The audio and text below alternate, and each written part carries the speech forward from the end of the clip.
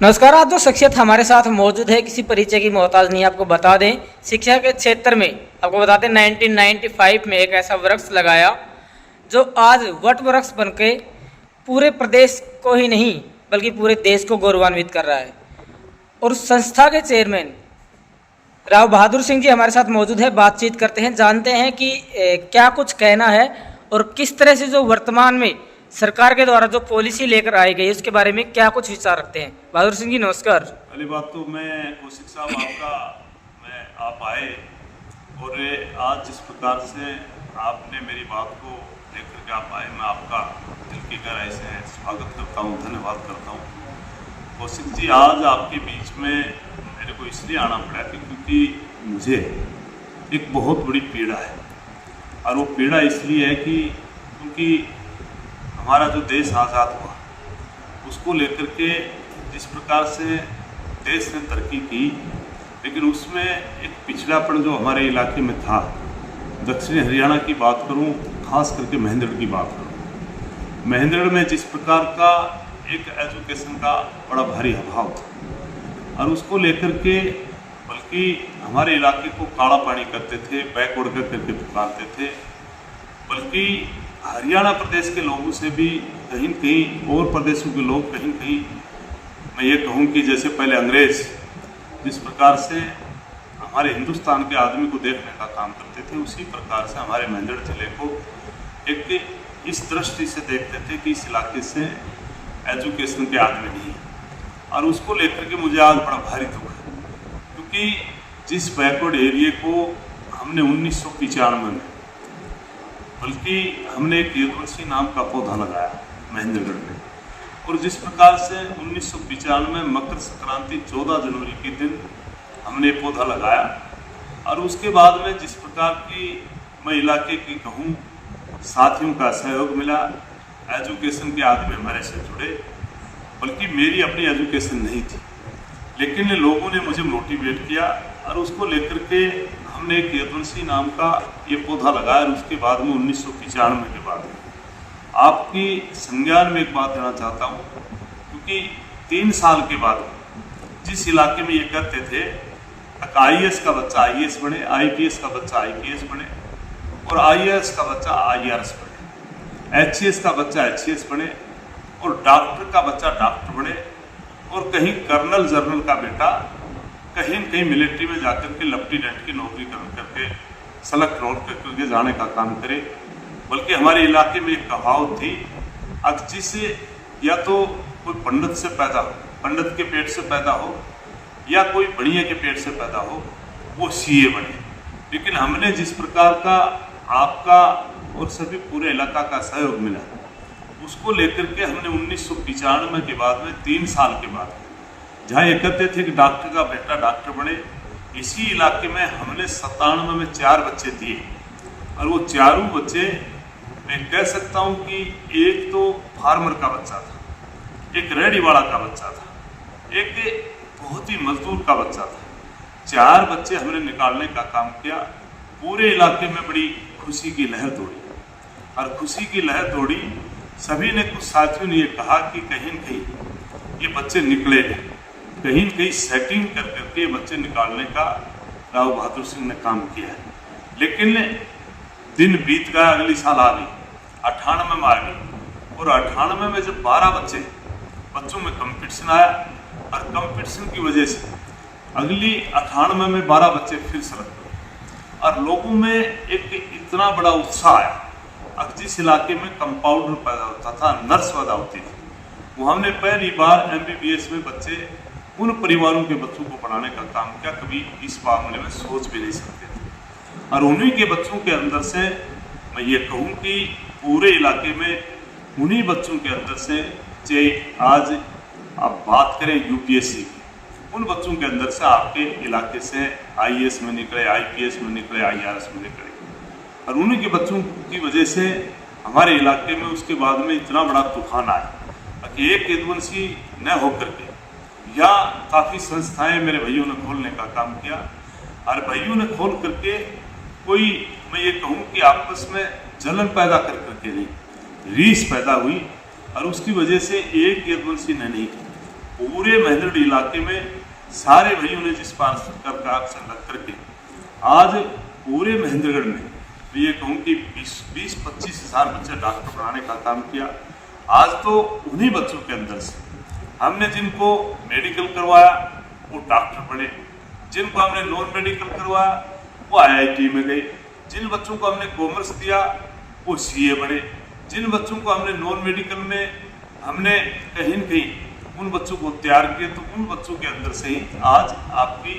देश की सेवा करने के लिए लेफ्टिनेंट बन करके बच्चे गए। उन्हीं बच्चों के अंदर से हमने जिन बच्चों को कॉमर्स दी उस देश की सेवा करने के लिए आज CA बने। और आज जिस प्रकार से, क्योंकि ये बात इसलिए बने, हमने बल्कि स्कूल खोलने के बाद हमने रात दिन मेहनत की, हमने एक ही बात समझी कि भाई दूसरे देश कैसे तरक्की करते हैं। और उसको लेकर के मैंने कुछ लोगों ने बताया कि चाइना में 18 घंटे लोग काम करते हैं, 6 घंटा आराम करते हैं। और उसको लेकर के हमने जितनी मेहनत की, रिकॉर्ड तो ने मेहनत की, मेरे साथियों ने मेहनत की, उसकी वजह से हमने इस देश में आज कंपटीशन होता है। पहले हमारे यहाँ IAS आता था, IPS आता था, IRS आता था, तो हमारे इस हरियाणा का एक भी बच्चा कोई सेलेक्ट नहीं होता था। लेकिन जिस प्रकार से बच्चों ने आपस में एक कंपटीशन आया और एक बच्चों में एक ललक जागी, उसकी वजह से आज हरियाणा प्रदेश में, देश में अगर कोई UPSC का रिजल्ट आता है तो उसमें हमारे हरियाणा प्रदेश के, मैं ये कहूँ कि तकरीबन आज 33% बच्चे हरियाणा प्रदेश के होते हैं। और उनमें सबसे बड़ी बात, दक्षिणी हरियाणा में जहाँ सोच नहीं थी, वहाँ हरियाणा में भी हमारे यहाँ के बच्चे 50% 50% बच्चे इस हमारे दक्षिणी हरियाणा का निकलते हैं, जहाँ जिस इलाके को बैकवर्ड कहते थे, और उसको लेकर के बड़ी तरक्की कर रहे थे। और पता नहीं सरकार ने या किस प्रकार से किसने सुझाव दिया,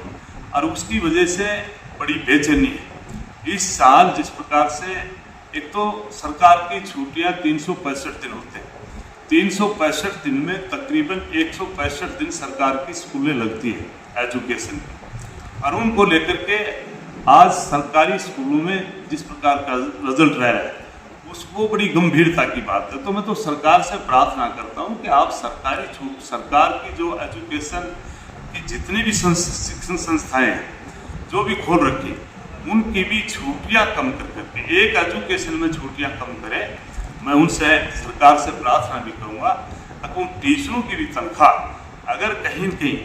आज है उसकी दुगनी कर करके उन टीचरों को भी मोटिवेट करें, ताकि आने वाले टाइम में हमारी सरकारी स्कूलों से भी बच्चे निकलें और हमारी प्राइवेट जो शिक्षण संस्थाएं उनसे निकल ही रहे हैं। तो मैं प्रार्थना करता हूं कि सरकार ने जिस प्रकार का इस साल में जो उन्होंने पॉलिसी बनाई, या अपने आप में कहीं अधिकारी कहीं प्राइवेट सेक्टर को खंडित करने का काम कर रहे हैं, एजुकेशन को खंडित करने का काम कर रहे हैं, उसको लेकर के आज मेरे को एक बड़ी फील हो रही है। इसको लेकर के आज मैं आपके बीच में आया हूँ, क्योंकि बात करते हैं प्राइवेट सेक्टर में हर चीज़ में, चाहे बैंकिंग की बात करें, चाहे फैक्ट्रियों की बात करें, हर चीज़ में ओवर टाइम अगर कोई आदमी 12 घंटा काम करता है, 18 घंटा करता है, तो उसको एक्स्ट्रा पैसे दे करके और उस प्राइवेट सेक्टर को जितना देश में उठाने का काम किया, प्रदेश में उठाने का काम किया। और आज एजुकेशन में जिस प्रकार की पाबंदी लगाई गई, आज इस महीने में भी 13 छुट्टियाँ इस महीने में हुई, और 13 छुट्टियाँ होने के बाद में सरकार के अधिकारी आकर के एक बात कहते हैं, सरकार की पॉलिसी और उसके मुताबिक आप स्कूल खोल सकते हैं। अगर आपने स्कूल खोलने का काम किया तो हम आपके ऊपर FIR लॉन्च करेंगे। तो मेरी सरकार से और सरकार के जितने भी नुमाइंदे हैं उनसे प्रार्थना है कि हमारे प्रदेश में ऐसा ना करें, क्योंकि और प्रदेशों में शिक्षण संस्थाएं जिस प्रकार से चल रही है और इसलिए वो तरक्की कर रहे थे, तो हमारे प्रदेश में खास करके हरियाणा प्रदेश में ऐसी एक पॉलिसी बनाए जिसकी वजह से सरकार की जो शिक्षण संस्थाएं वो भी तरक्की करें, और वो हमारे जो फैकल्टी है, टीचर है, उनकी भी अच्छी तनख्वाह करके उनको भी मोटिवेट करने का काम करें। और प्राइवेट सेक्टर में जिस प्रकार की तरक्की कर रहे हैं उसको मेरी प्रार्थना है कि उसको ऐसे खंडित करने का काम ना करें जिससे आने वाले टाइम में जिस प्रकार से पहले इस इलाके को, सारे हरियाणा प्रदेश को जिस दृष्टि से देखते थे, उसी प्रकार से आगे और प्रदेश देखने का काम ना करें। तो एक ऐसी पॉलिसी बनाए उसकी वजह से एक, अगर कोई देश, प्रदेश या गांव, अगर कोई जिला तरक्की करता है तो सबसे पहले जो सिटी है वो एजुकेशन की है। अगर जिस प्रदेश की, देश की, गांव की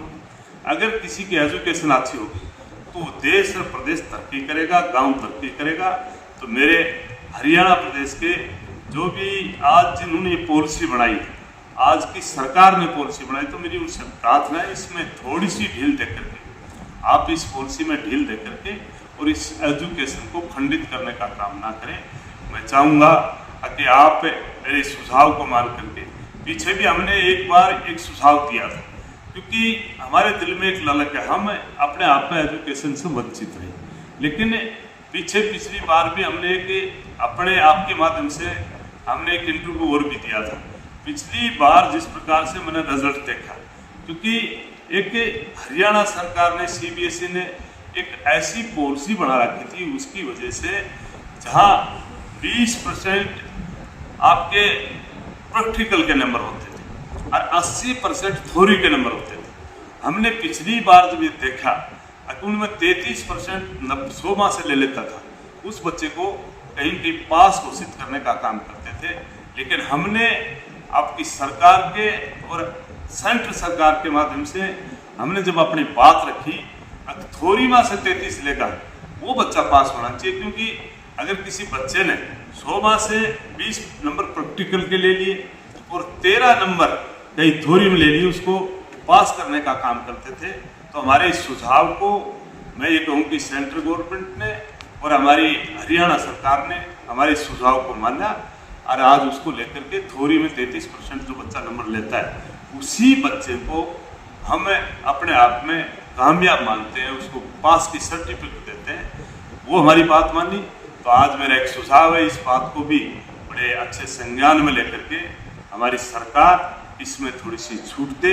और छूट दे करके हमारी सरकारी स्कूलों के टीचर्स को भी मोटिवेट कर करके अच्छी तनख्वाहें और बढ़ा करके और हरियाणा सरकार के सरकारी स्कूलों में भी बच्चा निकालने का काम करें। मैं हरियाणा सरकार से एक प्रार्थना और भी करता हूँ, जिस प्रकार से पॉलिसी अगर बनाते हैं तो वो सरकारी स्कूल के लिए भी वही होनी चाहिए और प्राइवेट स्कूल के लिए भी वही होनी चाहिए। आज जिस प्रकार से हमारी पॉलिसी सरकार की है, मैं इस बात को मानता हूँ कि कोई भी अगर प्राइवेट सेक्टर हो चाहे सरकारी सेक्टर हो, आज अगर बात करते हैं सरकारी स्कूल पे तो कोई पाबंदी नहीं, वहाँ कोई किसी प्रकार का, चाहे आप कहीं भी जाओ। आज प्राइवेट सेक्टर में जिन लोगों ने अच्छी बिल्डिंग बना करके सारी फॉर्मेलिटियाँ पूरी की और फिर भी कहीं न कहीं उनके साथ में जिस प्रकार की अनदेखी करते हैं, तो मैं सरकार से प्रार्थना करता हूँ सरकारी में भी जाकर के देखें, बसों में भी जाकर के देखें। आज हरियाणा सरकार में जितनी बसें चलती हैं उनमें दुनिया भर की कमी है और उनको कोई मेटने वाला नहीं है। और प्राइवेट सेक्टर में अगर कोई एजुकेशन की बस 22 दफ़ा कहीं एक भी छोटी सी गलती हो जाती है तो उसका चलान करते हैं, उसका मुकदमा बढ़ाने का काम करते हैं। तो मैं चाहूँगा कि पॉलिसी सब बराबर हो, लेकिन मेरा सुझाव है एजुकेशन पर ज़रूर ध्यान रखें, क्योंकि एजुकेशन एक हमारी प्रदेश की, देश की सबसे पहली सीढ़ी है। इसी से हम तरक्की करते हैं। विदेशों में जाकर के आज जिस प्रकार से हिंदुस्तान के लोगों ने जिस प्रकार का, चाहे अमेरिका की बात करें, रशिया की बात करें, हमारे से यहाँ से बच्चे गए और आज उन बच्चों को अच्छा डॉक्टर मानते हैं, अच्छा एडमिनिस्ट्रेटर मानते हैं। तो इस प्रकार की आज ये पॉलिसी मेरे दिमाग में आई थी। तो कोई बात दिमाग में आए तो शायद सरकार माने ना माने, लेकिन अपनी बात करने के लिए मैं आपके बीच में आया, तो ये बात मेरी हर जगह आप पहुँचाने का काम करें। और मैं चाहूँगा कि जो मेरी बात सुने, अगर मेरी बात में कहीं कोई कमी हो तो मैं माफ़ी चाहूँगा, लेकिन मेरी बात अगर अच्छी लगे